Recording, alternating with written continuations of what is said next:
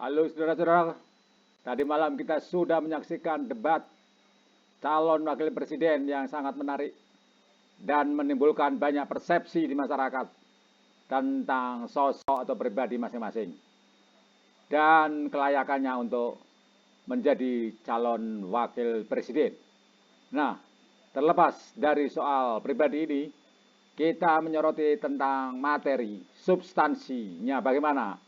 Dan salah satu yang menjadi sorotan perhatian adalah tentang greenflation atau inflasi hijau. Nah, di sini saudara-saudara, bagaimana suasana pada saat itu kita melihat memang jadi sorotan debat cawapres, maka banyak sekali pihak yang membahas tentang greenflation atau inflasi hijau.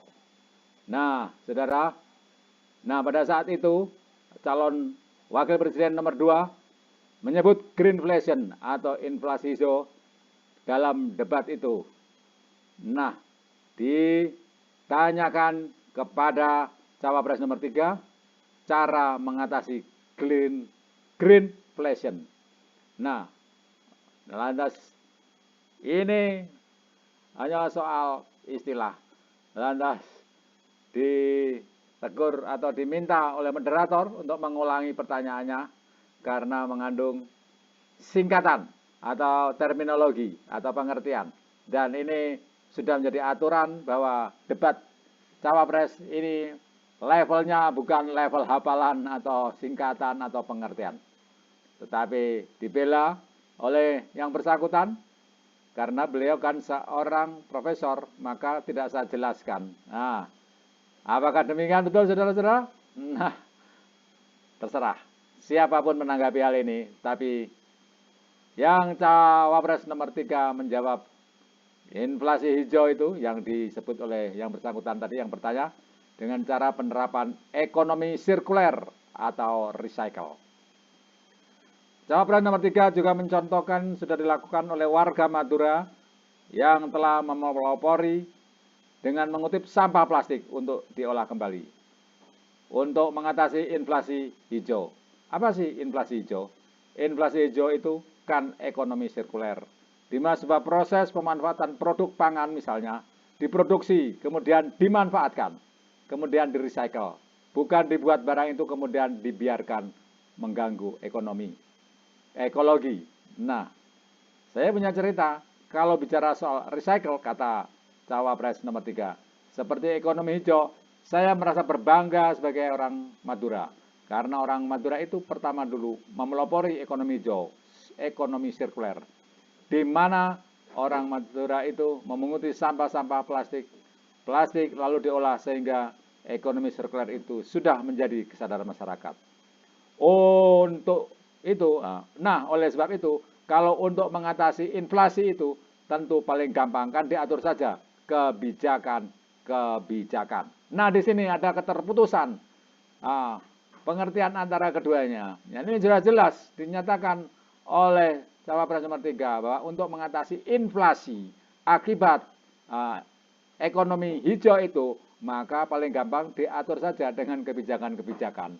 Nah ini tidak nyambung antara cawapres 3 ke cawapres nomor 2. Cawapres nomor 2 itu, padahal di sini sudah dikatakan oleh cawapres nomor 3 bahwa untuk mengatasi inflasi itu, ya, inflasi apa? Inflasi akibat perilaku ekonomi hijau. Nah ini sudah bisa nyambung sebetulnya. Untuk mengatasi inflasi itu paling gampang diatur saja kebijakan. Dan kebijakan ini banyak sekali. Nah jadi secara substansial jawaban dari cawapres nomor 3 ini sudah menjawab pertanyaannya tentang untuk mengatasi inflasi hijau. Jadi untuk mengatasi inflasi itu paling gampang diatur dengan kebijakan. Nah, di sini sudah disebut sebagai inflasi, tentu yang masing-masing sudah sangat memahami apakah inflasi itu. Inflasi yaitu proses meningkatkan harga barang dan jasa secara umum dan terus-menerus menyebabkan kemerosotan nilai uang. Karena uang yang beredar di pasar lebih banyak dan cepat daripada barang dan jasa yang tersedia.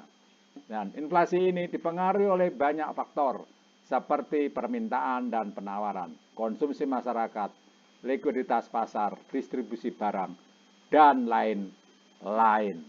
Dengan demikian, saudara-saudara, disebutkan oleh Cawapres nomor 3 bahwa inflasi hijau dapat terjadi oleh karena ekonomi hijau. Jadi, yang dimaksud dengan recycle ekonomi, recycle hijau, peningkatan harga-harga barang yang dibutuhkan untuk transisi hijau itu sudah terjawab, dan untuk mengatasi itu dibutuhkan peraturan-peraturan. Hanya begitu sebetulnya, karena di sini yang dimaksud dengan inflasi adalah peningkatan harga barang dan jasa oleh karena suatu proses ekonomi. Dan di sini adalah ekonomi hijau yang dimana banyak sekali hal yang berkaitan dengan produksi-produksi hijau yang meninggalkan produksi-produksi yang tidak ramah lingkungan. Dan itu dibutuhkan biaya. Dan untuk mengatasi inflasi akibat transisi ke sini, maka transisi ke produk ramah lingkungan itu, maka dibutuhkan kebijakan-kebijakan, peraturan-peraturan. Jadi demikian, sebetulnya hal itu kalau Cawapres nomor 2 paham tentang jawaban dari Cawapres nomor 3, maka tidak akan menjadi seperti dagelan dalam debat Cawapres yang seharusnya mempunyai marwah tinggi untuk substansi kebijakan pemerintah. Tetapi apa boleh dikata, ternyata pihak yang penanya atau Cawapres nomor 2 sudah terlanjur tidak puas dengan jawaban yang disampaikan oleh Cawapres nomor 3. Lantas dia mencontohkan soal demo di Perancis yang berawal dari langkah pemerintah ingin mengembangkan energi bersih. Katanya, yang menjadi dagelan semalam adalah, saya tanya masalah inflasi hijau malah menjelaskan ekonomi hijau. Saya kasih contoh simpel saja, demo rompi kuning di Perancis. Bahaya sekali sudah makan korban. Ini sudah harus kita antisipasi. Jangan sampai terjadi di Indonesia. Kita belajar dari negara maju. Artinya transisi menuju energi hijau itu harus super hati-hati, katanya. Nah, perubahan menuju energi bersih atau energi hijau hendaknya dilakukan secara hati-hati demi mengurangi dampak buruk di masyarakat soal pergeseran kebijakan energi. Nah, saudara-saudara, dengan demikian, padahal Cawapres nomor 3 itu sudah menyebut tentang inflasi itu harus ditangani atau dihadapi dengan membuat kebijakan-kebijakan, peraturan-peraturan. Dan inflasi itu disatakan oleh Cawapres nomor 3 tadi ada karena ekonomi sirkuler yang menjadi kesadaran masyarakat untuk menjadi ekonomi hijau, mempelopori ekonomi hijau. Dengan demikian terjadi tidak nyambung bahwa jawaban tentang inflasi hijau yang terjadi oleh karena akibat ekonomi hijau yang dilakukan oleh masyarakat, itu dianggap tidak terjawab. Padahal sudah dinyatakan oleh Cawapres nomor 3 bahwa oleh sebab itu kalau untuk mengatasi inflasi, ya inflasi itu tentu paling gampang kan diatur saja kebijakan-kebijakan. Dan sebelumnya dikatakan tentang ekonomi sirkuler, ekonomi hijau. Dengan adanya ekonomi hijau, maka terjadilah inflasi. Kalau Cawapres nomor 2 mengatakan sesimpel itu, ya saya sekarang sebetulnya juga bisa mengatakan demikian. Sesimpel itu. Sesimpel itu, ya. Dengan peraturan-peraturan. Oleh karena apa? Inflasi, ya kita ingat ya, inflasi itu adalah meningkatnya harga barang dan jasa secara umum dan terus-menerus. Ya, oleh karena apa? Ya karena inflasi hijau, berarti oleh karena ekonomi hijau yang diungkapkan oleh Cawapres nomor 3. Nah, saudara-saudara, dengan demikian kita sudah mendapatkan jawaban tentang ekonomi hijau yang menyebabkan inflasi harus dijawab dengan peraturan-peraturan. Sangat mudah sekali. Nah, demikian saudara-saudara, kita mengerti tentang inflasi hijau. Nah, tetapi kalau misalnya Anda tidak puas dengan jawaban atau uraian dari saya ini, kali ini mari kita langsung menuju ke hal yang disebut sebagai ekonomi hijau. Inflasi hijau. Apakah itu greenflation atau inflasi hijau? Mari kita lihat. Greenflation atau inflasi hijau adalah istilah yang mengacu pada kenaikan harga material dan energi akibat transisi ke energi hijau. Inflasi hijau ini sangat mungkin terjadi dalam jangka panjang, seiring dengan upaya negara di dunia untuk memenuhi komitmen terhadap lingkungannya.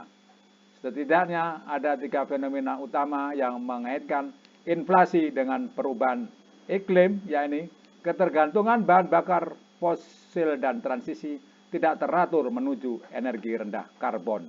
Gangguan rantai pasokan akibat dampak perubahan iklim memberi tekanan pada harga. Lantas meningkatnya permintaan terhadap energi terbarukan, kendaraan listrik, juga baterai yang tidak diimbangi dengan pasokan.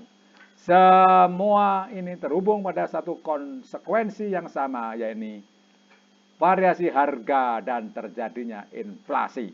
Nah, dengan demikian saudara-saudara, kita yang melihat ada upaya-upaya untuk melakukan segala sesuatu yang ramah lingkungan, termasuk barang-barang kebutuhan dengan lebih ramah lingkungan, ternyata dari hal yang biasa yang belum ramah lingkungan, melalui transisi ke energi hijau yang ramah lingkungan itu memakan lebih banyak biaya. Nah, dari sinilah yang disebutkan oleh Cawapres nomor 3 bahwa di situ dibutuhkan peraturan-peraturan. Nah, misal untuk meningkatnya pengeluaran untuk teknologi bebas karbon, juga pembatasan proyek pertambangan, juga pasokan bahan baku untuk teknologi berpolusi tinggi. Tentu saja langkah sebagai seorang pemimpin negara, kapasitas sebagai pengambil kebijakan dan membuat kebijakan ini dibutuhkan kemampuan dan keahlian untuk membuat peraturan-peraturan. Nah, inflasi hijau itu adalah kenaikan harga karena lebih mahalnya biaya dan bahan baku yang harus dikeluarkan untuk transisi ke energi hijau. Salah satu contoh greenflation atau inflasi hijau itu adalah pajak karbon yang menyebabkan naiknya harga bahan bakar. Nah, di sini tentu saja kalau tidak ada peraturan-peraturan ya akan kacau karena terjadi inflasi atau kenaikan harga barang dan jasa yang terkait dengan penggunaan energi atau penggunaan segala barang kebutuhan yang ramah lingkungan atau ekonomi hijau. Demikian saudara, kiranya penjelasan tentang inflasi hijau di channel Mencerdaskan Kehidupan Bangsa ini bermanfaat untuk kita semua.